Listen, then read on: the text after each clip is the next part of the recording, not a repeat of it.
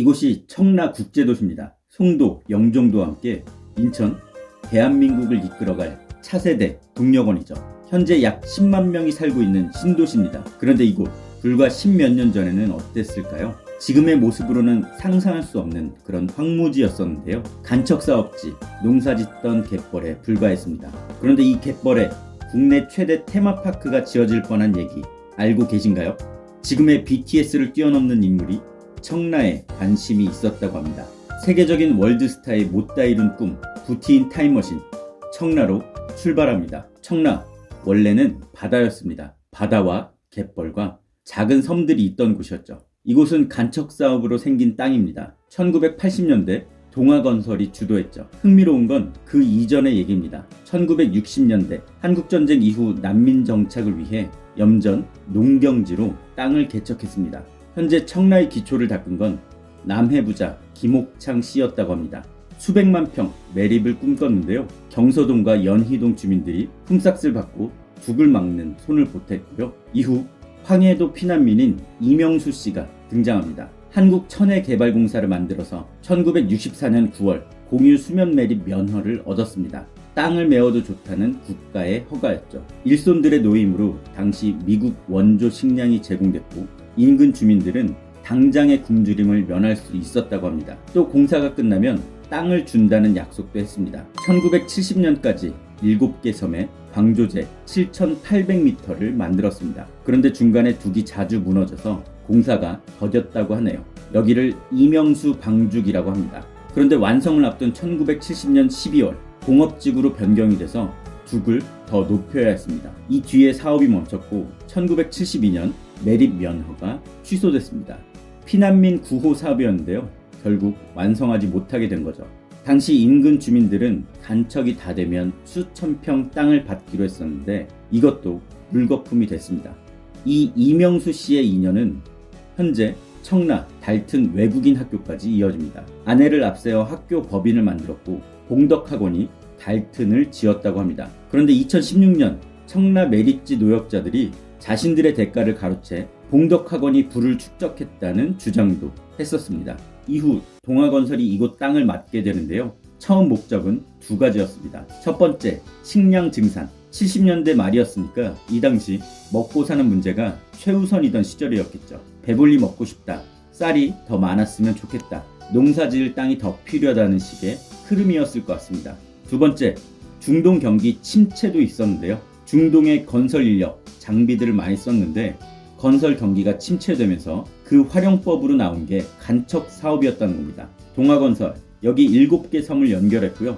그 내륙을 육지로 만들었습니다. 당시 원래 이름은 김포 간척지, 김포지구였습니다. 김포 양촌면 해안에서 지금의 청라까지 바다를 메웠죠. 중간에 말도 많았네요. 부실공사, 환경오염, 폐기물, 간척으로 땅은 넓어졌는데 자연 환경에 악영향을 미쳤다고 합니다.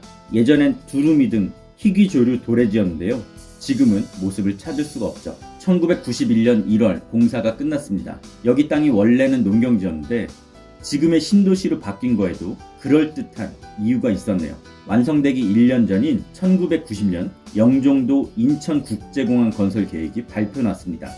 여기 청라, 금싸라기 땅이 된 거죠. 동아건설은 용도 변경을 계속 건의합니다. 농경지가 아닌 돈이 되는 땅으로 만들고 싶었던 거죠. 대규모 관광 위락단지, 물류기지, 첨단 업무시설, 중소기업 연구단지, 아파트, 국제회의장 등을 갖춘 신도시를 표방합니다. 하지만 정부, 환경단체 반대에 부딪히게 됩니다. 당시 정부는 농경지를 줄일 수 없다는 입장이었고요. 그러다 1997년 IMF가 터지고 동아건설도 위기를 맞이합니다. 여기서 정말 흥미로운 얘기를 발견할 수 있었는데요. 여러 반대에 부딪힌 동아건설, 회심의 카드를 꺼내듭니다. 이름만 들으면 전 세계 누구나 다 알만한 사람. 그런 세계 대스타가 이 땅 개발에 관심이 있다. 직접 와서 보고 갔다는 얘기가 들립니다. 정말 깜짝 놀랄 만한 인물이었는데요. 바로 팝의 황제 마이클 잭슨이었습니다. 마이클 잭슨이 김포 땅을 직접 보고 갔고 투자를 원한다는 내용이었죠. 하지만 직접 확인한 게 아니라 동아건설의 말을 인용한 보도였습니다. 최원영 전 동아그룹 사장은 당시를 이렇게 회고하고 있습니다. 동아건설의 김포 매립지 개발을 위한 초청.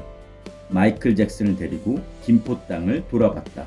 많은 관심을 보이고 구체적 방법까지 의논했다. 하지만 끝내 이 꿈은 현실화되지 못한 네버랜드가 됐죠. 결국 1999년 정부에서 370만 평에 달하는 김포 매립지를 사기로 결정했습니다. 자, 이제 본격적인 시작입니다. 갯벌 속 푸른 보석이 세상에 드러나기 시작합니다. 2002년 개발의 밑그림이 그려지는데요. 당시 기사 내용을 보면 김포 매립지에 국제금융단지, 국제업무시설, 첨단화훼, 스포츠 레저, 골프장, 테마파크를 조성할 계획이었네요. 지금 김포, 검암 쪽까지 넓은 중심지로 설계를 합니다. 외국인 유치에 힘을 쏟겠다는 전략이었죠. 이후에 정말 별의별 얘기들이 다 나오는데요. 대형 테마파크, 유니버설 스튜디오도 있었고요.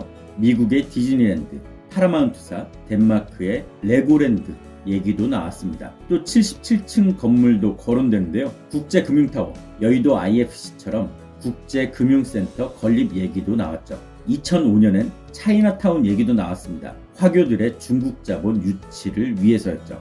2006년 7월 드디어 첫 삽을 뜨게 됩니다.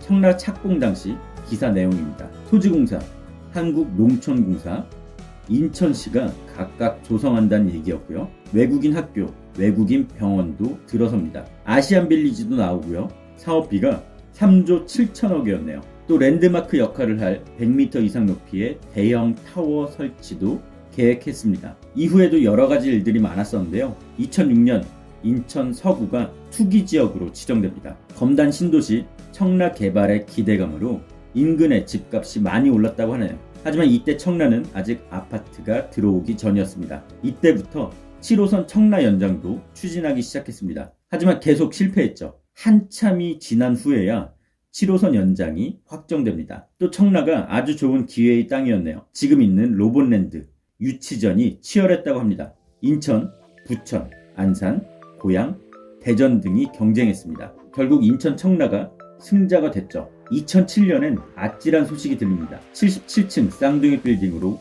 세계 무역센터를 짓겠다는 계획이었는데요. 여기 입주한 회사 리스트에 리먼 브러더스도 있었습니다. 우리가 기억하는 금융위기 때 파산한 그 리먼 브러더스 맞습니다. 또 카지노 리조트 추진 소식도 있었고요. 시티타워 2007년에 얘기가 나왔습니다.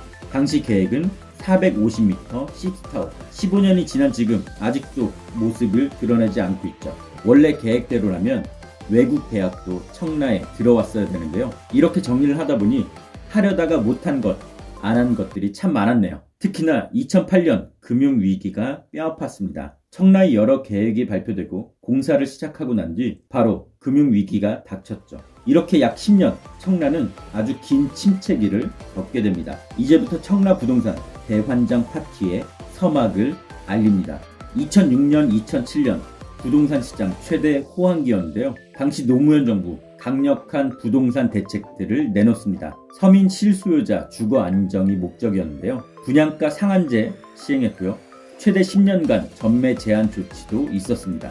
DTI 규제로 대출을 막으면서 주택시장을 움츠러들게 만들었습니다. 여러 요인들이 맞물려 부동산 거래가 줄어들고 미분양이 늘어나기 시작했습니다. 이런 상황에서 2007년 6월 청라 첫 아파트 분양이 시작됐습니다. 그때 중흥 GS가 스타트를 끊었는데요. 이때 당시 평균 분양가 약 1,300만원대였습니다. 그런데 첫 분양 희비가 갈렸네요. GS 차이는 5대1 좋은 성적이었고요. 중흥 0.5대1 미달이었죠. 이때 송도, 청라 외에는 전체적으로 부동산 시장이 안 좋았습니다. 같은 시기에 오류동은 경쟁률 0.1대 1이었습니다.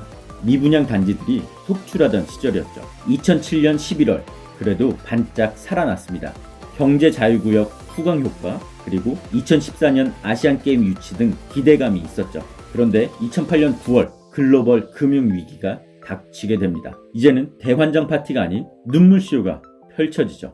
2008년 11월 당시 이명박 정부가 부동산 규제들을 완화하는데요. 5년간 양도세 면제, 재당첨 제한 완화, 1년 뒤 전매 허용 등 여러 대책이 나옵니다. 종부세도 완화하고요. 재건축, 재개발 규제도 거의 없앴습니다. 그만큼 경기가 안 좋았다는 뜻이었죠. 또 당시 수도권 전역에 걸친 대규모 공급도 부동산 침체에 한몫하게 됩니다. 2009년 6월 청라에서 분양하는 아파트들은 경쟁률이 꽤 좋았습니다. SK, 한양, 반도, 동양, 남광 등이 분양했는데요.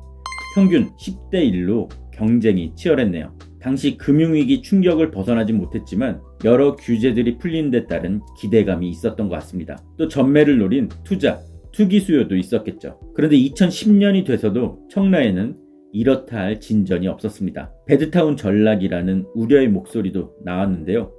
골프장 말고 국제 업무타운이나 레저 스포츠단지 등 굵직한 사업들은 제대로 된 결과물이 안 나왔습니다. 같은 해 청라 신세계 복합 쇼핑몰에 청사진이 제시됩니다. 지금의 스타필드인데요. 이때부터 10년 이상 걸린 거죠. 2010년 분양권 시장 상당히 안 좋았습니다. 거래는 없고 분양권 프리미엄조차 마이너스가 되기 시작합니다. 후에 몇 천만 원, 몇 억씩 떨어진 곳도 생겨나게 되죠. 상황이 안 좋다 보니까 부동산 시장에 아주 이상한 광경도 나타납니다. 바지 전매, A급 바지란 건데요. 중간에 부동산 업자들이 손을 쓴 겁니다. 조급해진 계약자들의 마음을 이용해서 분양권을 살 사람을 구해줬습니다. 이렇게 분양권을 넘겨받은 사람이 바지인데요. 처음부터 잔금 치를 생각이 아예 없었습니다. 아파트 입주 잔금 떼가서 배째라는 식으로 나왔다는 거죠. 이만큼 그때 부동산 시장이 얼마나 심각했는지 알려주는 사례였네요. 이때 당시 기사에 안 좋았던 상황들 그대로 나옵니다. 수천만 원 낮춰도 분양가보다 더 낮춰도 안 팔리고 있다는 내용들이었죠. 큰 기대감에 분양을 받았는데 오히려 큰 손해를 보고 있다는 내용이었습니다. 이렇게 긴 어둠의 터널은 2015년까지 계속됩니다. 2015년 지금 청라 호수공원이 완공된 때였습니다. 2010년대 중반 청라는 깊은 어둠의 바다에 빠져 있었습니다. 깊은 갯벌 그 한가운데에서 미래 도약을 위해 하나씩 내실을 다지는 상황이었죠. 갯벌 속 감춰진 원석 청라, 푸른 보석이 빛나는 순간. 부티인 타임머신 다음 편에서 함께 하겠습니다. 이렇게 오늘 여정이 끝났습니다. 부티인 타임머신 사랑해주셔서 감사합니다.